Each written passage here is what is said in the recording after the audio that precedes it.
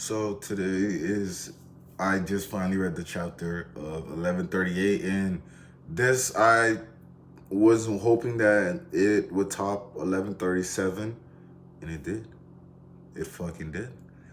The reveal of Shamrock's last chapter, I thought, what can get bigger than this? Like, we know like Shamrock is he looks like Shanks, and then just jumping right into it. Who's lair? Fucking fire. My boy chilling, big booling, big pimping. He got the niggas in the background just in case anybody, or not the niggas, the shooters in the background just in case, anybody trying to blow up his spot. So Yamato threading nicely. He got the holes around, the hole on his arm, bro. Who just chilling? I forgot how big he is. Cause it's so funny, bro. He looked so scrawny when he was guarding the gum gum fruit right then with his pink ass afro. But who's who? He has his lair. He chilling. He don't seem like he's probably up to no good. But at the moment, bro, he don't look like he's terrorizing anybody. He look like he just ducked off, and I like that. I really like his character design. I'm pretty sure I mentioned that, but I really do. So back to the story, and Shamrock is still talking to Loki, and I've seen a couple people pointed out something that I didn't realize. Because I just like the design of Loki so much that I forget that his eyes are actually covered in bandages. It's just that his design looks so cool. I would think that's just something how he'd really want, and he was able to see Shamrock's face, and he told Shamrock was he looks like Shanks, and it was weird to him that Shamrock was like, how the fuck can he notice that? Like, nigga, you can't even see me. Your eyes are covered. And that's the one thing about it. When Shamrock was killing all his animals, yeah, he could probably hear him die and stuff. But still, how would he know like when Shamrock is looking at the animals or like near them? Because every time he always talks about how you get vengeance for them. Literally, when Shamrock is literally right next to the animals that they slaughtered, and then um, Loki threatens Shamrocks, but before the Shamrocks doesn't take threats lightly, so he leaves Loki with one attack. And bro, I just dropped a video about solo leveling, how they had a Sirius, and then out of fucking nowhere, there goes another Sirius. Please keep bringing the Sirius back in all types of anime. It's a fucking cool ass monster, bro. And it's always strong in no matter what verse it goes in. And so that's what I really like about it. But before the Sirius attack and before Loki threatening Shanks, I almost forgot to mention one of the greatest parts. Oda finally didn't beat around the bush and let us like prolong for too long. He actually revealed what's the relationship with Shamrocks and Shanks. And it couldn't have been any better. Shanks is Shamrock's little brother. And as a younger brother, having one older brother, and I have a lot of younger brothers, but being the second oldest, it feels good, because Shanks is obviously cooler than Shamrocks. And they're just like I be telling my older brother, bro, the second born is always the coolest. Like, don't know what to tell you, my mans. I'm Shanks, you're Shamrock. I'm just him. But you got that drip though, so I guess.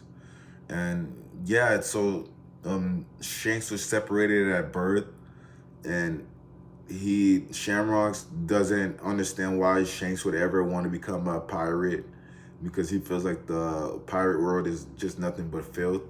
But you could still see that he really loves and respects his brother, because that's family. He really thinks, oh, it's not Shanks' fault for becoming a pirate. He was much more likely corrupted than anything. So that's good to see that on their aspect. I wonder if he's met their dad, Fair Garlands. But on to it, we get back to the castle where Luffy, Nami, and Zoro and some of the castle guards enrolled. They're trying to figure out what happened, and the guards had said that Shanks was the one who destroyed everything. And Luffy, shout out to fucking Luffy, bro. No matter what, bro, he's always behind Shanks. He's like, nah, bro, he ain't do that shit, bro. Y'all niggas gooking, bro. And that's when they break it down. It's like, you think he maybe had a clone or a brother?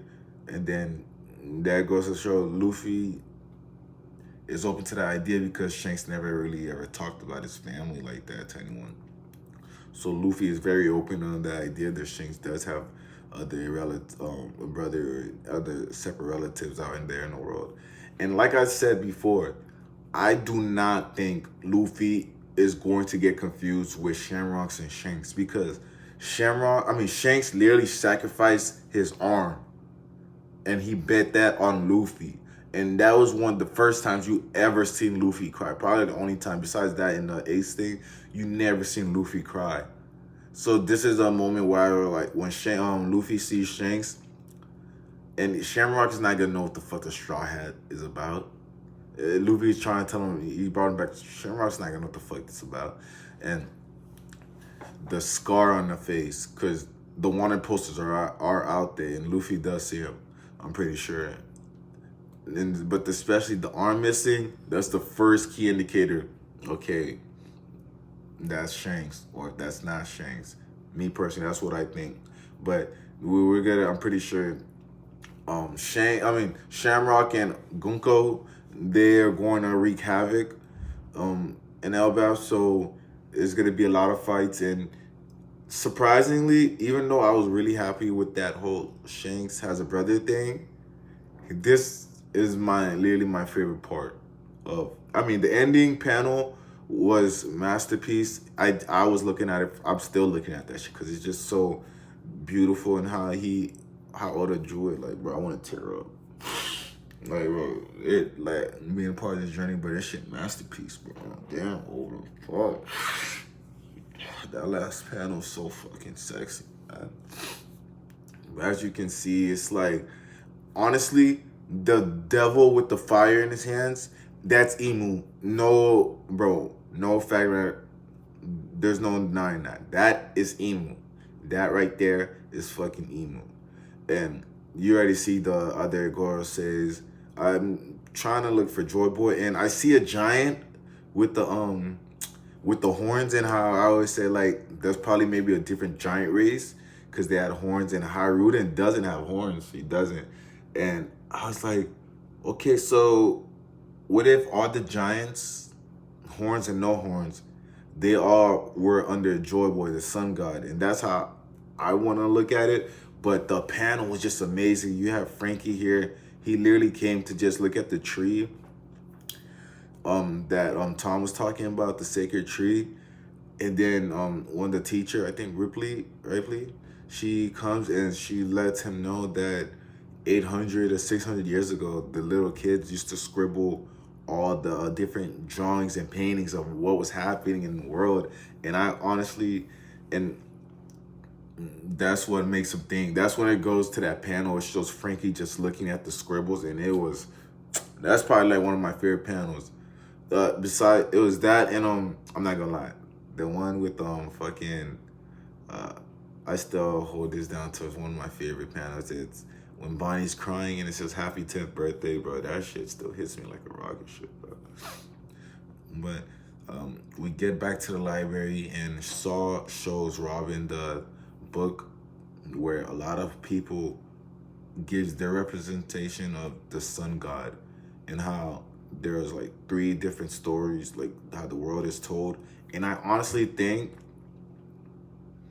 this is just, yes, I know it's perspective, but it depends. Like, how long has the world been at bay? Like, I'm just saying, the Void Century, even though that happened, do you think there's only been one Void Century? Or this is like probably the only Void Century like series that the Soul Government had won? I don't know. It's so interesting how the lore just keeps getting bigger, and how Robin is reading the different passages of how the evil had emerged.